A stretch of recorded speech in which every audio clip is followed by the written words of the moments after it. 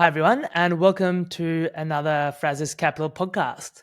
So, the big news last week, which put all of medical technology firms into a bit of a tailspin, was that Novo Nordisk stopped a trial of semaglutide in kidney disease early. Basically, it was so effective that they judged it was unethical to continue the trial, given that many of the people in the trial would be on placebos. And the right thing to do would be to stop it early because it was so clearly working and give it to people faster. Now, this is interesting because this is on the back of another trial that showed that the number of heart attacks in people was reduced by 20%.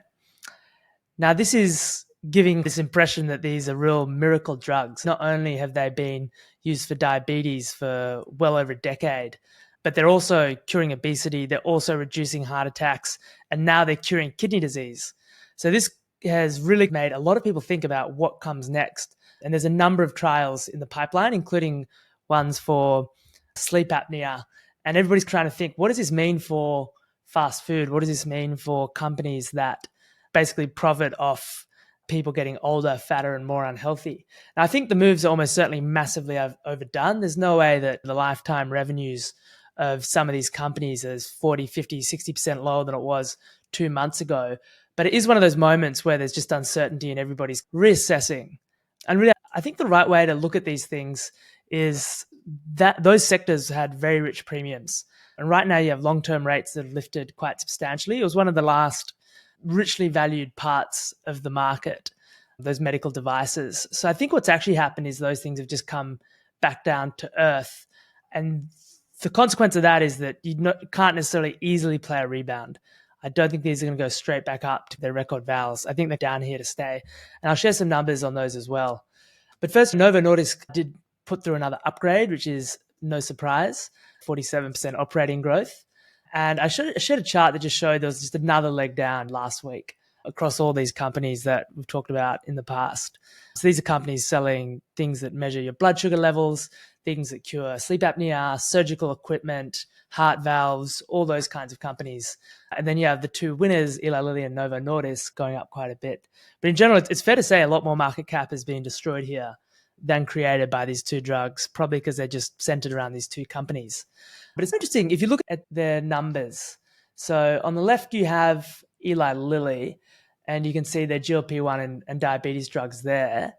If you include all of them, it's probably not quite right. It's probably Trulicity and Mounjaro.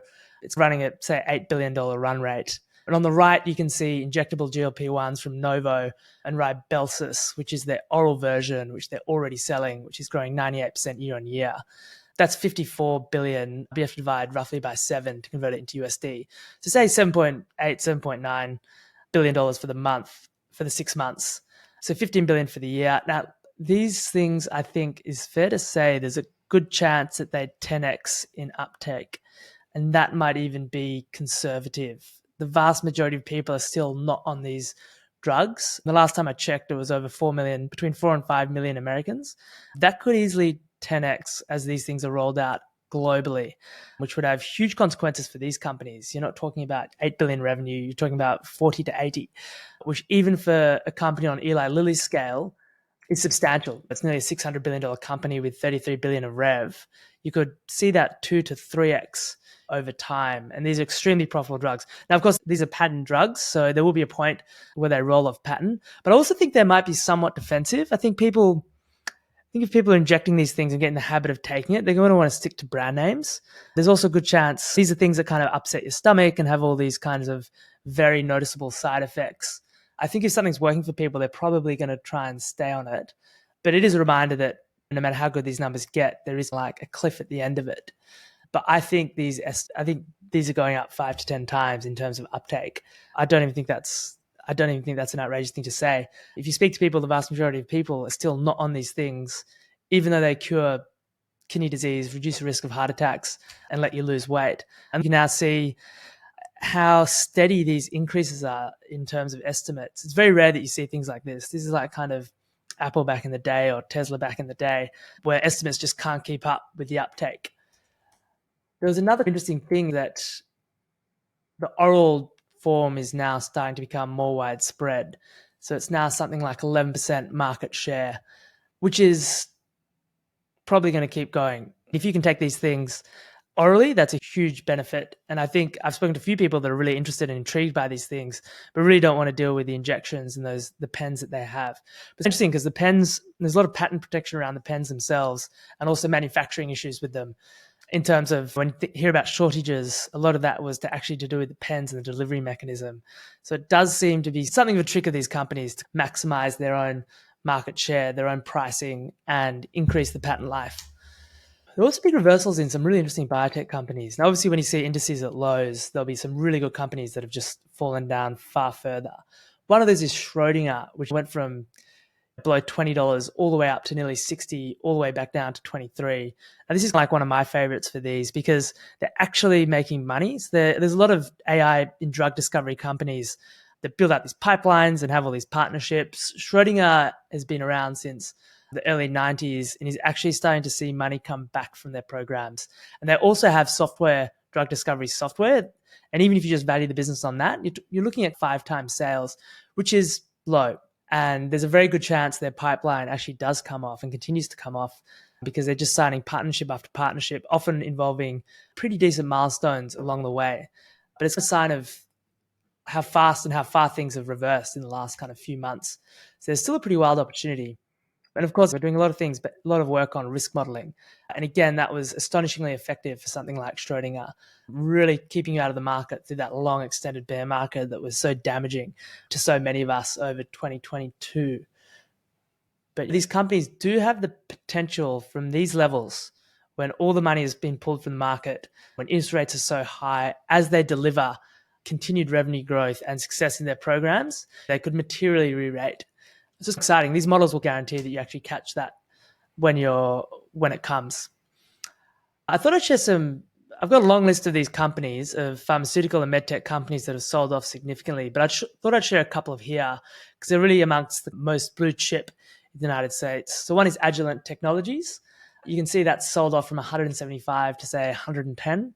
And this is rock solid. It's acyclical, very strong, or modest revenue growth, very strong EPS growth. It's come down to a forward free cash flow yield of 4.7% and 19 times PE. So I think the story for this is PE's come down from 36 to 19. I think that's the right way to look at this recent medtech sell-off because you have interest rates at 5%. So it's not crazy to see the free cash flow yields of these companies reach that. The excuse has been GLP-1s, but I think the real reason is actually interest rates and liquidity drawing from the market. And now it's just, as liquidity is drawn from somewhere, it's just time for these blue chip pharmaceutical and medtech companies to feel that pain. I also put Thermo Fisher there as well. So you can see that's also gone to very similar numbers, 4.7% free cash flow yield, 19 times PE. They're pretty good numbers. I think these things bottomed at kind of 10 to 15 after the GFC, depending which one you look at. And that ended up being an outstanding purchase because they all compounded EPS at somewhere between 10 and 20%. And then they got 50 to 200% lift in multiple over that period. And really the best part of these companies, they trade so defensively. So every time there's those big red days, these things are either flat or up just because they have different dynamics. This is one of those very rare periods where they're selling off, but for the reasons I just mentioned, I think it was an overdue thing.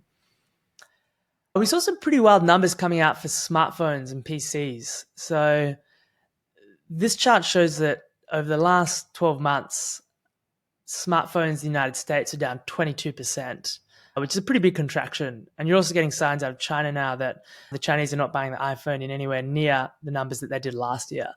There's a few things I'll point out here. So even amongst this kind of carnage, Apple increased their market share from 52% of North America to 54%. And the other thing that struck me about this chart was that Google was only at 2% last year and 4% this year. Now, if I was buying an Android phone, I'd almost certainly go with the Pixel just because it's Google's. I'd assume that the software and the hardware works better and it's like a great product and good value. But that doesn't seem to be what people have done. So there's probably a lot more room for that to grow. And really, I think, I understand this. I don't think I'm going to I don't see any reason to buy the next iPhone just for a USB-C charger. So I think actually it's going to be a pretty bad year.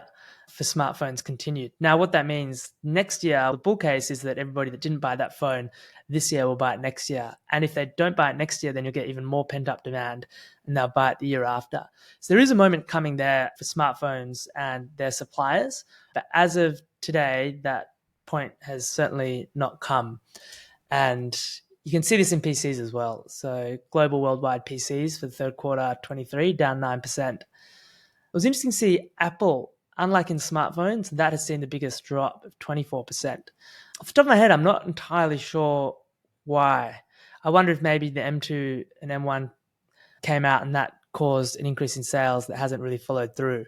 Again, I'm usually pretty good at upgrading tech, or pretty consistent, but I don't see any reason to upgrade my MacBook M2 Air. It's just the greatest computer I've ever owned. Also interesting to see Lenovo at the top of that chart. Now, our thesis on semis is pretty simple. There's going to be an explosion of AI demand. I really think we're just barely scratched the surface of that. And at some point we'll get a reversal. At some point we'll get a recovery in smartphones and PCs. And when that happens, semiconductors, which generally have relatively fixed supply, which is set months or years in advance, could really move. And that's why it's so cyclical. You can't just switch these things on and off. You have to build plants. You have to reserve capacity. There's very long lag times, even now, which means that these companies are really boom and bust. And that's exciting from an investment perspective when they're during these bust periods, because you know that when demand does come back, supply is not going to be there and pricing is going to go up. And it's also why semiconductors have been one of the best returning sectors over the long term. They've also been one of the most volatile. And after crashes, they've often been the best performers for many years. And we did just have a monster of a crash in this last year. And really, it's the AI thematic that has caused a recovery. And I thought I'd just share like this idea of the universe talking back to us. It sounds a bit hippie, but it's not. So if you think about where like energy comes from, it comes from the sun. There's like this fusion going on there. It reaches the earth. Most of it just shoots off into space, but a tiny amount reaches the earth. It's then either turned into electricity like directly. Maybe it got captured by a plant, turned into coal, and then released as heat and light in a coal plant millennia afterwards. But then we've taken silicon, which was formed in supernovas of prior stars. So entire solar systems that existed, went through their entire life cycle, were destroyed, formed silicon at the core of those heart of those suns. And now we've used that electricity that we got from our own sun to light up that silicon. And you can literally talk back. These computers have started to talk back to us.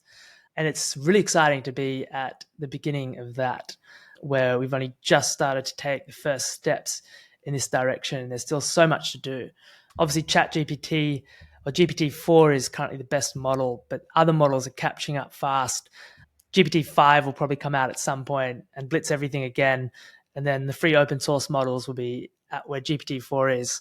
And like GLP-1s, everybody knows there's been this huge revolution and everybody's talking about it, but the vast majority of people don't use either GLP-1s or AI in their daily lives. So it really does. I think the analogies with prior technological revolutions are really apt. It was like when the smartphone came out, it was clear that it was the most fashionable, profitable, amazing product, certainly from Apple. But it was a over 12-year rollout of that across the world. Similar with the internet. There are people that wax lyrical about this in the late 90s. But the biggest internet companies were founded years after that, many years after that. So we really are right at the beginning. And it's interesting, there's been this huge reset last year, both for companies and investors. But it's become crystal clear now where the growth is going to be and where the exciting parts are going to be. So from our perspective, we're going to orientate more or less entirely towards these kinds of exciting companies that are really going to deliver over the next 10 years. And everything that's really been happening over the last 1, 3, 6, 12 months has emphasized that.